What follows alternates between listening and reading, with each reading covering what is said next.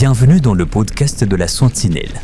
Nous poursuivons avec notre série de décryptage sur le crime de guerre. Aujourd'hui, nous répondons à une question. Pourquoi l'aéroport de Kisangani est une attaque qui franchit la ligne rouge? Kisangani, une ville éloignée du front, une ville censée vivre, travailler, respirer. Pourtant, des drones ont survolé son ciel et l'aéroport a été frappé. Ce type d'attaque n'est pas un simple message militaire, c'est une violation grave du droit international humanitaire. Pourquoi? Parce que le droit de la guerre repose sur des principes fondamentaux.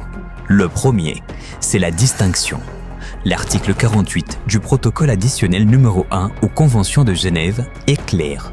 Les parties à un conflit doivent distinguer en permanence les civils des combattants et les biens civils des objectifs militaires. Un aéroport civil situé en zone urbaine est présumé être un bien civil protégé tant qu'il n'est pas clairement et exclusivement utilisé à des fins militaires.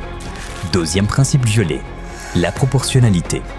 Même lorsqu'une cible est soupçonnée d'intérêt militaire, une attaque reste interdite si elle risque de provoquer des pertes civiles excessives au regard de l'avantage militaire attendu.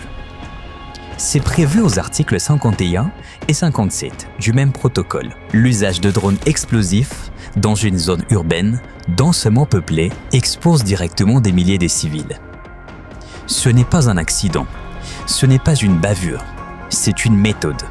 Kisangani n'a pas été frappé par la guerre.